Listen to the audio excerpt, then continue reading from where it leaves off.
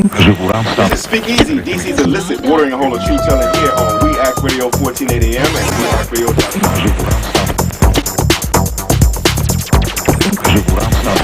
You're not going to have fond memories.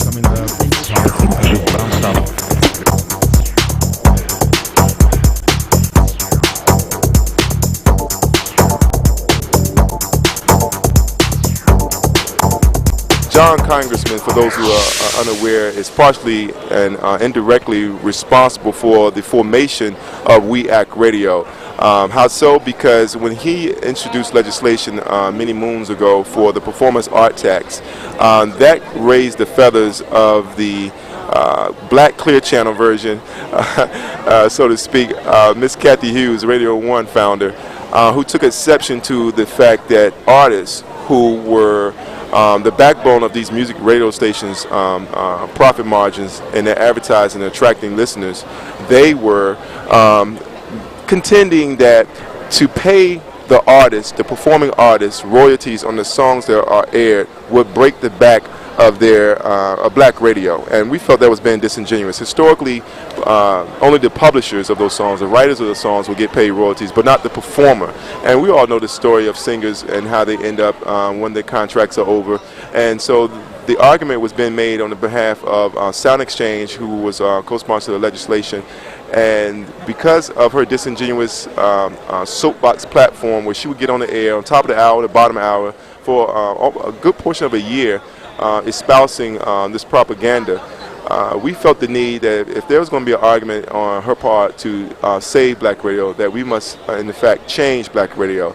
And so we organized a Busboys and Poets event that took place on Juneteenth at 14th and V Street. And out of that conversation came the availability of 1480 AM. And joining us now is the man, the myth, the legend, Brother John Conyers. I'm so glad to have you, brother. Thank you for coming.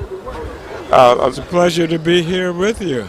Well, what an event, and to have your media operation covering us is an honor indeed. Well, I'm sorry I only got one set of headphones because we're a small operation. It's very hard to tell the truth and make an honest living, you know. Well, I think you can grow, and your resources are going to continue to be augmented because of the commitment that you and your folks have toward getting the truth to all the people. And I don't think we can say that about everybody that's in your business. Well, true, because, you know, there's over 2,000 conservative radio stations in this country. There's only 51 progressive radio stations, and we are the 51st, I'm proud to say. And coming from your panel, and you was talking about protecting the right to vote, I think that it's necessary that people get factual information out, because unfortunately the corporations are betting on something else. Well, yeah, the right to vote is the basis of all democracy, and I thought that was an excellent panel, didn't you? Absolutely. We recorded it in its entirety. We're looking forward to airing it also in its entirety, and we will be announcing when that happens, and also let your office know well in advance. We're happy to be joined with Channel 16 here, but if you can tell us anything that you'd like to share from that panel, that would be great. Well, the part that interested me was that we now have moved from a society that discriminated against minorities with violence. I can't remember, but in the 20th century, the mid-20th century, the Ku Klux Klan had huge marches down the center of Washington, D.C., the capital of our country. Yeah. And what's the screen of the film The Birth of a Nation around that time, Woodrow Wilson's day, yeah. Yeah, well, no, this was after that Wow. the Klan was operating. So, to one extent, looking at the larger picture, we've moved away from the violent era where they blow up little kids and bomb homes, beat John Lewis nearly senseless, where asserting the rights that we now discuss would be dangerous. You'd have to be, prepared to confront people that would want to physically attack you or your family. So we've come a long way from that now. But we've run into another problem, and that is corporate capitalism, in which money begins to play an ever increasingly large role in the most important right that every citizen has, which is to get everybody to vote. Right. That's the major thing, and thanks to the Supreme Court, corporations are treated as people, which is sort of preposterous. With a name like Citizens United, they use these ambiguous names that is totally disingenuous with what they're actually their agenda. Exactly. You'd think that's a popular case in which the people won. Citizens United. Well, citizens were not united, and there weren't citizens involved. Corporations were involved. So they misnamed the case quite cleverly. Well, Congressman Conyers, I'm very honored you chose to sit down with us. I know your time is limited, but I wanted to get whatever stories you wanted to share with us, because I collect quotes, and a lot of my listeners have heard this 1,000 times, but I cannot stress it enough. Until the lions have their historians, the tales of the hunt will continue to glorify the hunter. Well, yes. Well, that's what you're all about, is trying to bring some balance into what people learn for information. And it's so important, because if there are 1% of the wealthy and 99% of us, then how come the 1% keep winning more elections, or as many elections almost as we do? I mean, we should be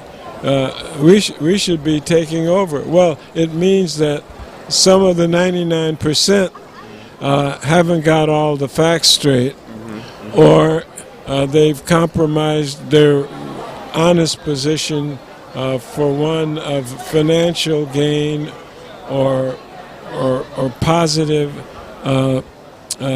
acceptance among the business elite.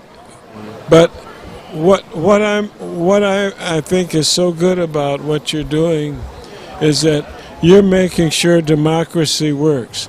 I want to help get the 52nd progressive media organization in to help. Absolutely. And we want to reduce some of these other folks, and we can't do it unless we get people in the legislature, especially the Congress, that are willing to do the right thing.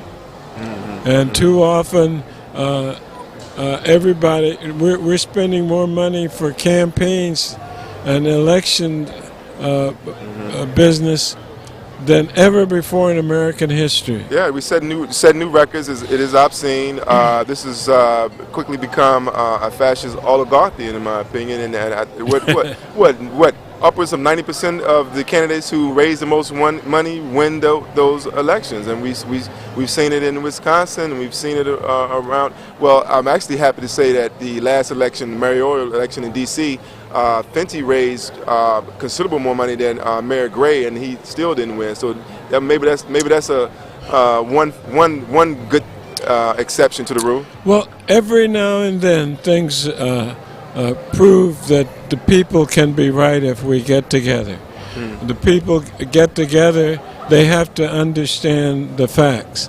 To understand the facts, they have to be told the straight story, and learn how to know who's misrepresenting or concealing some of the events that determine what their attitudes are going to be. Now, we've got a presidential election where I frankly shudder to think if if the other party gets in, I'm worried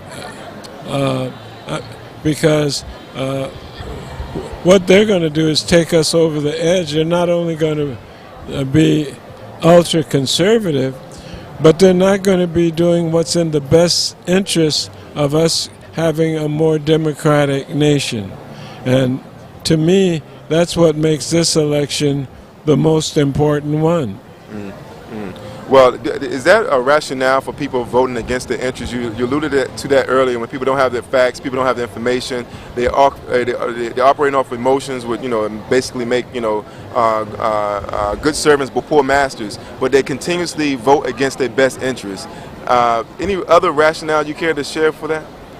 Well, they may be getting more favorable consideration from the business elite by voting for people or parties that clearly don't have their interests at heart. But that's where we come in. We want to increase the vote. There are a lot of people that frankly have given up on the voting process.